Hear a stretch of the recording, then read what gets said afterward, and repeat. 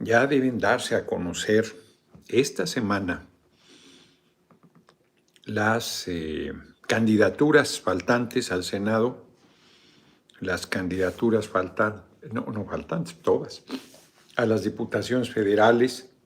Es un ejercicio complejo sin duda, y luego el registro es una locura, porque no solo es el registro federal de la Presidencia de la República, con toda la documentación que implica, el INE burocráticamente te sigue pidiendo cada registro la misma documentación que ya tiene. Por ejemplo, los que somos legisladores, que alguna vez lo hemos sido, pues la primera vez que te registraste, ahí está toda la documentación, el acta de nacimiento, para que te piden otra, todas esas cosas absurdas, diría yo. Si hay cambio de domicilio, bueno, está en tu credencial de elector. Entonces, es absurdo que te pidan cada vez nuevamente. Te piden la documentación, bueno, los diputados locales, que son un mundo. Ya los diputados federales son 500 por partido, o por coalición, con sus suplentes, la documentación de 1000 personas. Los diputados locales, yo creo que son más. Y luego los alcaldes y alcaldesas, las presidencias municipales, las planillas municipales, que no solo es el presidente municipal con su suplente, síndico, regidores, propietarios y suplentes. No, bueno, pues es una locura. Más de 2.200 municipios del país, de los cuales ciertamente un número por ahí de qué serán, 400, sobre todo en Oaxaca, serán de usos y costumbres, pero aún así, cerca de 2.000 son las planillas que hay que registrar, con la documentación de todos, aunque se hayan registrado cualquier cantidad de veces en su vida. Otra vez. Es absurdo. La verdad es que es absurdo. Esa parte yo creo que debemos revisarla en la ley, modificarla, hacerla mucho más, y luego más ahora con todas estas herramientas que hay, con mayor razón. Se entiende que te pidan la documentación original el primer registro que hagas. Pues ya después no le veo sentido. Pero ya sabes, en algo se tienen que entretenerlo, por eso cualquier cantidad también de personal administrativo de apoyo frente a cada necedad. Entonces, sí hay un número, una tarea burocrática fuerte, además de la tarea política de mantener la unidad una vez que se conozcan los resultados, que es natural.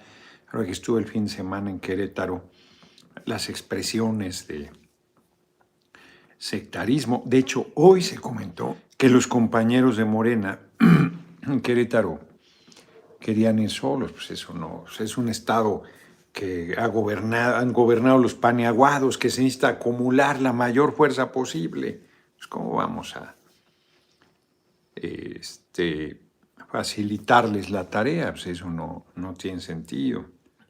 Hay la preocupación por las candidaturas que puedan encabezar algunas políticas o políticos venidos de otros partidos. Pues es así. Claro, hay que cuidar. Hoy se ratificó lo que yo les venía comentando, hoy se ratificó que al Congreso van a ir cuadros muy probados del movimiento, va a ser fundamental, no puede andar nadie ahí dubitativo de que yo en eso. Hoy, lunes, siguen tratando de sacar a flote a la señora Xóchitl Gálvez, el Frente Guango de derecha. No tienen manera, ya formalizaron su candidatura, por más que se rumoró la posibilidad de que no fuese la candidata. la derecha ha decidido apurar el trago amargo hasta la última de las heces. Y ahí van con la señora Gálvez en una apuesta equivocadísima, porque está llena de paradojas esa candidatura. Una mujer de origen pobre que es racista, que es clasista, que está señalada de negocios al cobijo del poder, que no incluyó en su declaración patrimonial una empresa que le ha reportado ingresos por 400 millones de pesos recientemente, solo por señalar algunos de las debilidades de esa candidatura. Entonces, está formalizada. PRD, una desvergüenza, los sepultureros del PRD jugando un papel verdaderamente patético de sirvientes del PRI y el PAN, que mucho daño le hicieron no solo al país, sino a la propia izquierda que representó en su momento el PRD. Entonces, ellos en una tarea lamentabilísima. Hoy, Xóchitl Gálvez empezó con su, ¿cómo le puse ahí? Xochitlada, con su conferencia de prensa a las 10 de la mañana, con el formato, toda la copia pirata, como bien han dicho, del compañero presidente. Solo le faltó poner una bandera de México. Y pues fue patético. Fue un papel lamentabilísimo. No fue Jorge Ramos, ¿no? A la rueda de prensa de Xóchitl Gálvez, a la Xochitlada, o así fue, que yo sepa, no. Entonces, 40 minutos creo que duró, ahí leyendo en el teleprompter, el guión que le prepararon. A ver, es un error, muchas gracias, es un error que Xóchitl Gálvez se meta en ese berenjenal. Digamos que para querer competir con el compañero presidente, ni siquiera con nuestra candidatura, con el compañero presidente, en el apogeo de su... A ver, Xóchitl Gálvez, dice, voy a hacer mi mañanera. Uy, qué fuerte, hasta López Dóriga dijo, lo que nos faltaba, porque es una idea, es una ocurrencia. ¿Cómo podría tener cierta fuerza esa idea? Que está complicadísimo. Tener la agilidad mental o el equipo de análisis poderosísimo que prácticamente sobre la marcha y terminando la conferencia del compañero presidente le diera los elementos para responderle ahí mismo de lo que dijo apenas unos minutos antes, y que generara o intentara generar una polémica o un contrapunto. Pues eso, ponerse al tú por tú con el compañero presidente se arriesga a que le haga lo que sigue de Pinole. Es una apuesta demasiado difícil y demasiado arriesgada, porque tendrías que contar con razón, tendrías que contar con verdad, tendrías que tener autoridad política, ética, moral, conocimiento y una capacidad de expresar con mucha claridad la crítica sólida, no la mentira, no la intriga, no el denuesto, no la calumnia, no, la crítica sólida a lo que está presentando el compañero presidente. Hoy Xóchitl habló de generalidades. O sea, si él ya dice, ya logro que hablen de mí, me están conociendo. No, pues muy buena estrategia. Está perdida. No, tendría que ser, pues, que utilizara la fuerza del adversario para capitalizarla en su favor. No simplemente montarse ahí, que con una sacudida del dedo te la quitas de encima. Pues eso no tiene solidez, no tiene seriedad. Recurrir a las generalidades, la mayor mentira, es la mentira de todo lo que hizo. O sea, aquí están los datos, aquí están los elementos, aquí está la demostración. Por eso el compañero presidente, inclusive yo creo que la sobreestimó y le dice, bueno, pues que no sea solo crítica, que no hay, que haya propuestas, que es todavía más difícil, que esa es la otra posibilidad. Que la señora Gálvez hiciera el planteamiento, contrapunto, están haciendo esto, hay que hacer esto. Porque ese discurso infame, es que abrazos y no balazos, el propio Jorge Ramos, patético, se las da de súper profesional. Está militarizando el país, pero abrazos no está funcionando. Bueno, o militarizas o abrazos, ¿cuál de las dos es? Efectivamente, como le han dicho. ¿Cuál de las dos es? Es un error hacer tanta referencia a Xóchitl Gálvez de los youtubers y comunicados de la 4T. Solo mantiene su presencia aunque sea negativa. No es ningún error. Pues no puedes hacer como que no existe. Pues no puedes decir no pasa nada. Y que la gente, alguna, se coma pues, lo que está planteando. O sea, tú dices, justo es lo que estoy diciendo. Pues si ella dice, está funcionando porque están hablando de mí, me está conociendo más gente, pues está conociendo que eres... O sea, es un error, pues no señalar lo patético del esfuerzo, lo absurdo. Es como decir, pues no hablen de Jorge Ramos porque le dan cuerda. Hace una hora, un tipo te amenazó de muerte. ¿En dónde? Aquí. Está diciendo Emma que tengo una amenaza de muerte. Francamente, Ya lo puso en miles. Ya lo eliminé del canal. Eduardo JMDZ, tienes exactamente 30 días para abandonar la vida política, como para abandonar México y jamás regresar. De lo contrario, procederemos a tu eliminación física. ¿Ya lo guardaste? Ya. Pues hay que hacer la denuncia. Sí. 30 días, hay que empezar a contarlos. Sí, a partir de hoy. No sabe la preocupación que tengo. Bueno, es la amenaza... Todos. Es la amenaza de... ¿Cómo? En todas tus intervenciones lo estuvo poniendo hace una hora. Bueno, pues hay que hacer la denuncia, la voy a hacer. Es la amenaza más puntual, por cierto, porque esta es muy precisa, no es... Por eso lo estoy mencionando. Para hacer a la denuncia públicamente ahorita en la videocharla. Muy bien, muy bien. Y presentar la denuncia correspondiente, que es lo que procede. No será la primera y no será la última.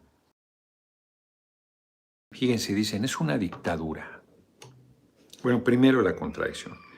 Ya vio que la militarización no funciona, que los abrazos y no balas no funcionan. A ver, si estás militarizando, pues eso quiere decir que estás...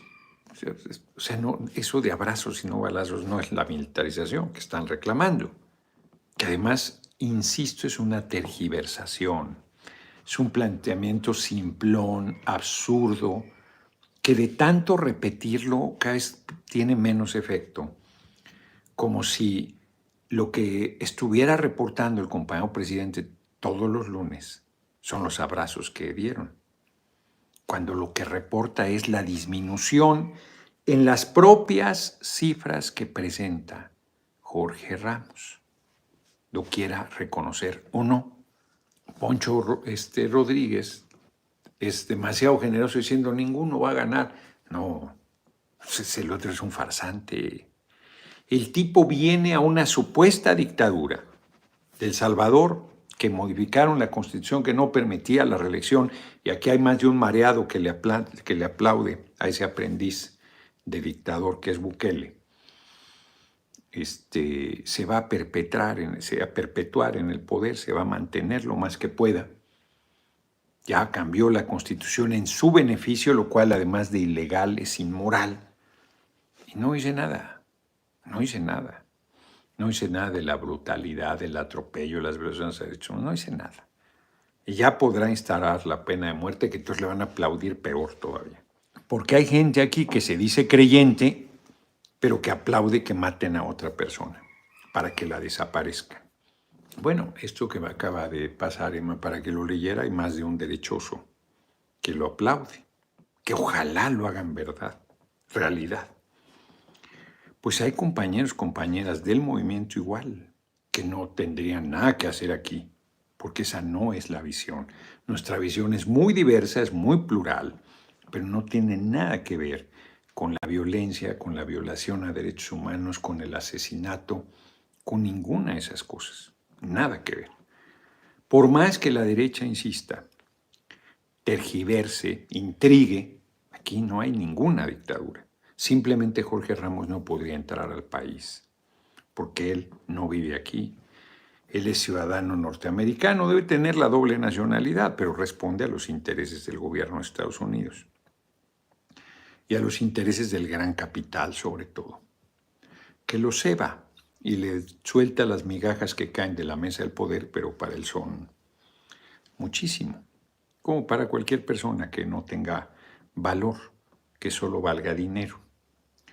Bueno, entonces el tipo pues cae en todas las contradicciones posibles. Si es un dictador, ¿cómo entra? Si es un dictador, ¿cómo puede plantársele? Es más, ¿cómo le dan la palabra? Solo el día que llega, porque además llega, hace su show y se va. No es que está aquí, ahora sí que viene, hace su show y se va. ¿En qué dictadura le permitirían eso? Penilei Ramírez, por lo menos aquí vive, que en cuanto en la nacionalidad de Estados Unidos corrió a Nueva York. Ah, no me digas, eso no lo sabía, yo pensé que seguía aquí. Mira, ¿qué tal?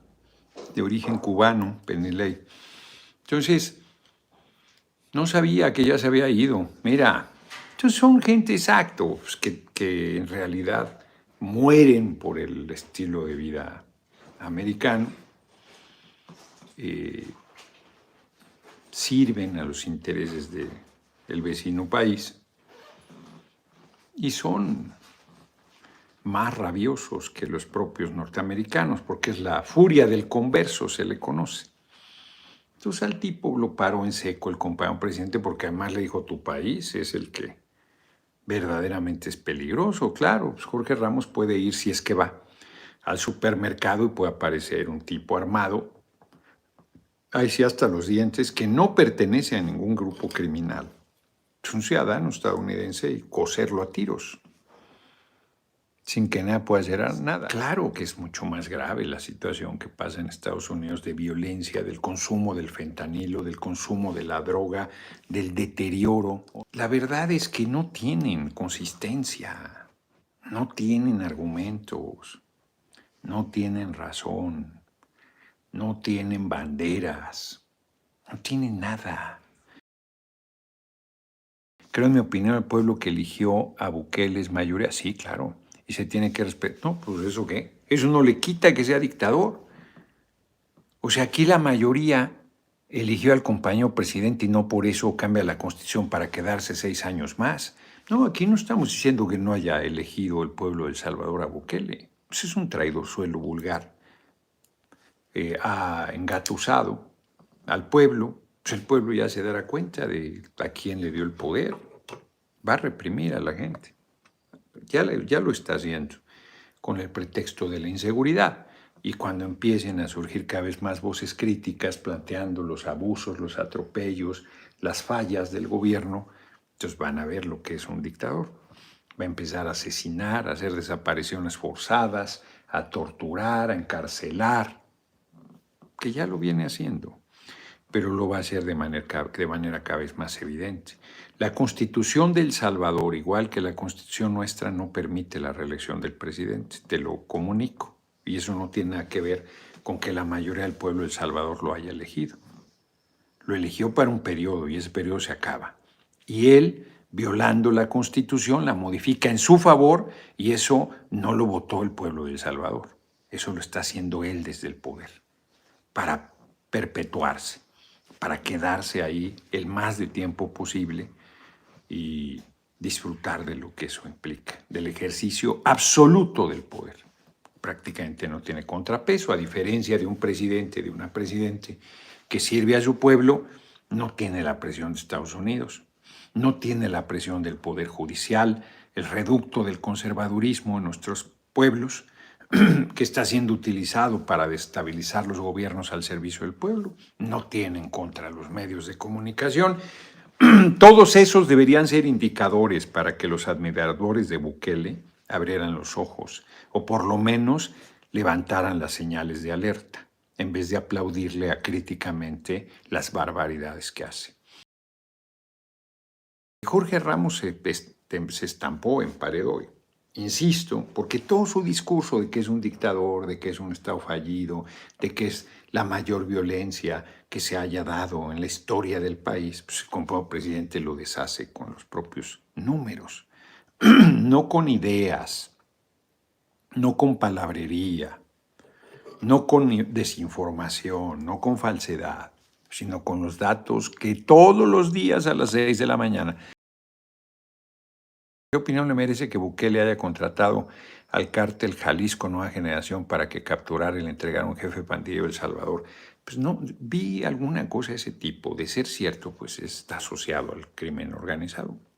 De ser cierto, no sé si eso sea cierto. Pues de ese tamaño es la gravedad. Habrá quien aplaude y diga, muy bien, de todos modos ya detuvo a un líder. O sea,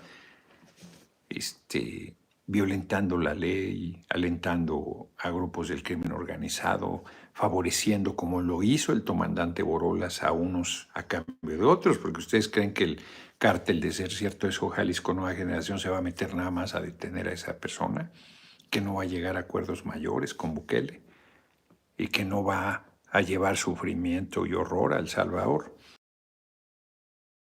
Voy a poner un ejemplo totalmente diferente. He estado subiendo a partir de ayer algunas frases de Mussolini, del dictador Benito Mussolini, de una entrevista que le hizo Emil Ludwig. Lo encontré en El Alquimista, este libro, ya voy a más de la mitad, está buenísimo, muy interesante, muy interesante. Esta se la hizo en 1922, en el momento más fuerte de su... Por primera vez en 32, estoy equivocado, en español, pero no sé en qué año se publicó por primera vez en alemán, porque el autor era alemán y luego se tradujo al italiano. Y tuvo una distribución importante, porque es evidente que Ludwig sí lo admira. Y además está todavía lejos de cuando interviene en la Segunda Guerra Mundial del lado de Alemania. Mantiene posiciones críticas contra el antisemitismo y la persecución de los judíos, por ejemplo. Entonces, pero es un libro interesantísimo. Y yo subo frases de las reflexiones del propio Mussolini. Y alguien puede, no sé, ni siquiera reviso qué comentarios han hecho, pero pueden decir tonterías. Yo no tengo ninguna admiración por Mussolini. No comparto nada de su visión. Aunque él hizo una parte social de mejoría de las condiciones de vida del pueblo italiano, que mi hermanita María Fernanda Campa Uranga insistía que el PRI había retomado con todos estos de los sindicatos, el corporativismo y el control y el apoyo popular al gobierno a través de las estructuras de los trabajadores, a través de la CTM, de la Central Campesina, ¿cómo se llamaba la organización campesina del PRI? Que era el otro pilar, y la CNOP de la sociedad en general. Pero en la organización corporativa de control del pueblo, con mejorías a las condiciones de vida, porque sí hubo condiciones mejorías, tanto en el PRI como durante el fascismo. Un componente, pues, siempre a revisar, siempre interesante, porque toda la descalificación del término populista se utiliza con fundamento en la revisión de los regímenes totalitarios. Ese es su origen. En otro orden de ideas, hoy Helio Flores, después de 60 años de caricaturista, 50 de ellos en el Universal, se despide. Es un hombre mayor, seguro estará enfrentando problemas de salud. Con un profesionalismo impresionante dice que su edad y su salud no le permiten tener la calidad y el rigor que el pueblo merece, que los lectores merecen. Y se despide. Hoy se despidió. Muy emotivamente su cartón del día de hoy, una decisión que, como él dice, le costó mucho trabajo, una decisión dura. Por un lado, un merecido descanso. La gente, pues en la vejez, merecemos un retiro, y un retiro en buenas condiciones, que la inmensa mayoría de la gente no tiene. Y por otro lado, pues el que tengas que dejar lo que amas, que tengas que renunciar a la actividad que le ha dado sentido a tu vida, o que tu vida le ha aportado dándole sentido, pues es duro. Pues uno quisiera retirarse. Nunca ahorita en este libro, por ejemplo, leía de un senador que estuvo, Víctor Manuel Orlando, si mal no recuerdo, 93 años en la actividad pública. Se retiró en 1956, lo retiró la muerte, a los 93 años seguía siendo senador.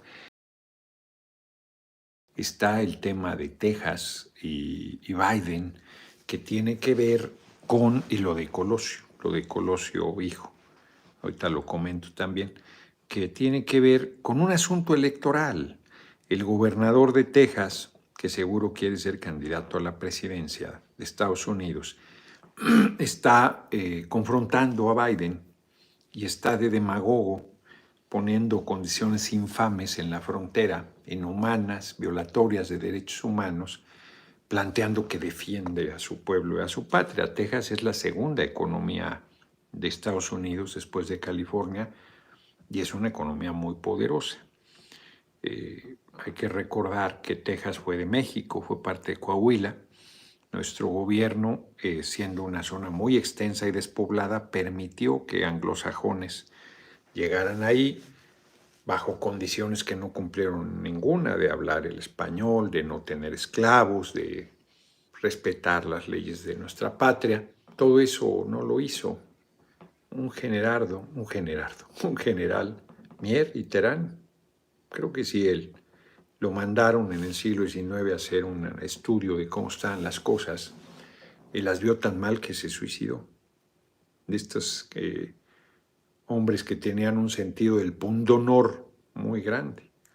Y fueron avanzando en la mal llamada colonización hasta que en 1836, apoyados por el gobierno de Estados Unidos, hicieron la guerra de independencia. Lorenzo Zavala, mexicano y luchador por la independencia de México, yucateco, los apoyó. Creo que fue su primer vicepresidente, con Samuel Houston, que fue su primer presidente, creo. Tuvo 10 años como república independiente y luego ya se integró a Estados Unidos. De hecho, lo utilizó Estados Unidos, todo el tiempo lo utilizó, para justificar la declaración de guerra de 1846, porque Texas no llegaba hasta el río Bravo, y en la zona donde se dio el enfrentamiento del ejército estadounidense estaban invadiendo nuestra patria.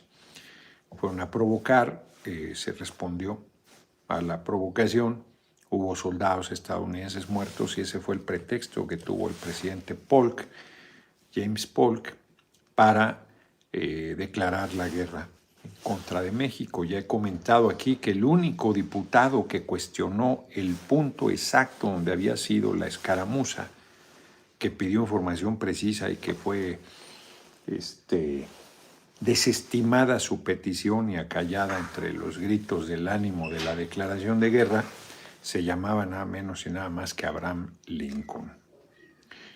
Después de la guerra nos robaron el 60% del territorio, o sea, el territorio de Texas es enorme, pero no solo fue Texas, fue California, las dos economías más importantes. Esos estados eran parte de la República Mexicana, California y Texas, y nos robó 60% del territorio que constituía nuestro país. Hoy Texas, que es uno de los países más racistas, clasista ni duda, lo es en general el pueblo estadounidense, pues es una población mexicana enorme, un estado que atrae migrantes en serio, porque es la segunda economía de Estados Unidos, y el gobernador, que es brutalmente reaccionario, racista y clasista, bueno, puso las boyas estas que podían herir a los migrantes, ha hecho barbaridades, es un tipejo, a tal grado que el presidente de Estados Unidos además ha invadido esferas que corresponden al gobierno federal y la tensión está a todo lo que da, tiene que ver con un asunto electoral. Hay quienes hablan, yo creo que, no quiero utilizar la palabra exageran, pero creo que no es como para que eso llegue a una guerra civil, o sea, pero sí están en una situación de tensión muy grande, muy grande. Donald Trump, que quiere regresar a la presidencia, ha cerrado filas con el gobernador tejano, que además él planteaba desde un principio que había que hacer el muro y que lo iba a pagar México, Trump me refiero.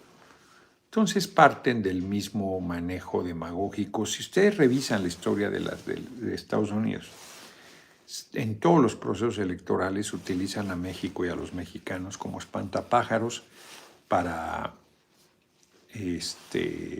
tratar de ganar adeptos. Es como aquí, hombre, si aquí algún tipo planteara que va a hacer lo que Bukele y que va a meter a la cárcel a todos y que no se va a tentar el corazón, pues habría más de uno que se iría con la finta. Acuérdense el brinco que tuvo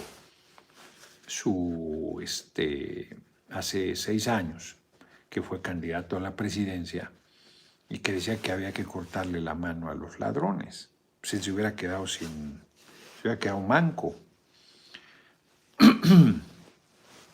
Entonces, se utiliza la desesperación de cierto sector de la población, la ignorancia, las inconsistencias, porque, insisto, el pueblo de Estados Unidos se dice creyente como el nuestro y son brutalmente racistas. Bueno, la pena de muerte pues hay quien aquí en México quisiera que se volviera a imponer y se dicen creyentes.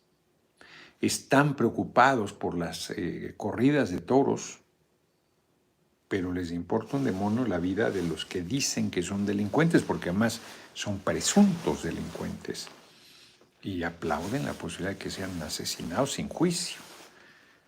Es muy fuerte, son contradicciones muy fuertes de algunas personas y que generan pues que este tipo de manipulación tenga éxito y tenga respaldo electoral.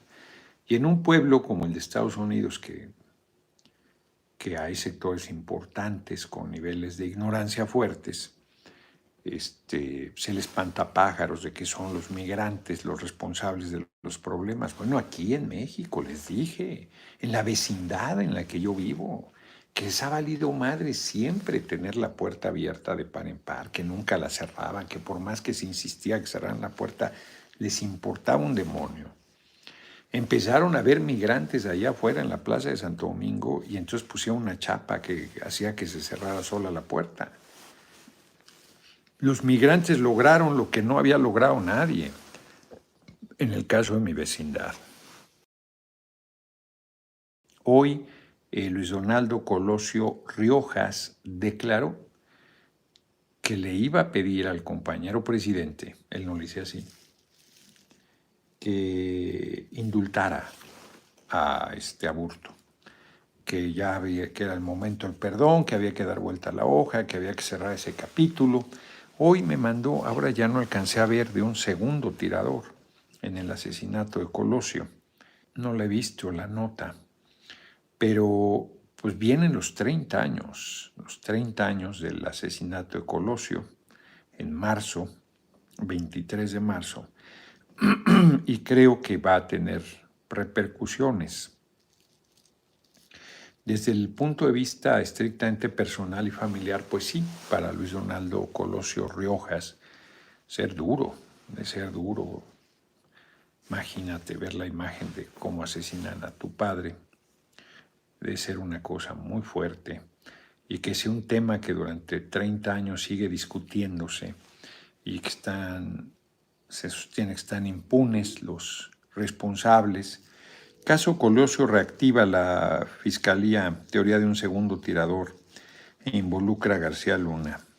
Un comunicado, la FGR dijo que hace 20 días el juez quinto distrito, el juez José Alberto Chávez Hernández, actuó con evidente parcialidad, quebrantando los principios obligatorios de evaluación y análisis del gran acervo de pruebas. Dice que implican a un agente de la entonces Centro de Investigación y Seguridad Nacional, CISEN, que tenía que cubrir al candidato, que estuvo vinculado directamente con García Luna, quien era entonces subdirector operativo y quien se presume lo rescató en Tijuana. Mira, y el informe apareció una hora después de que Luis Donaldo Colosio pidiera el indulto. Colosio pidió dar carpetazo. Pues sí, que la gente estuvo en el lugar del homicidio y en el momento del crimen, y que hubo una diferencia de segundos entre ambos disparos. O sea, dicho de otra manera, hay quien está planteando la fiscalía que además de aborto, que hay quien dice que ese no fue el aborto que detuvieron o la persona que detuvieron,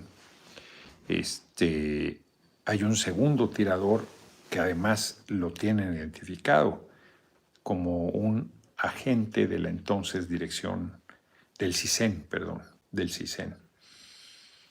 Bueno, pues fuerte el tema porque entra en choque con la petición de Luis Donaldo Colosio Riojas de que ya se indulte a Aburto y se dé por terminado el tema. Vamos a ver qué declara mañana el compañero presidente en la mañanera. Estábamos a esa hora en la reunión de la Comisión Política, revisando cómo van los avances del procesamiento de las candidaturas, que ya urge presentarlas para que de una vez se haga toda la, pues ya estén quienes van a participar y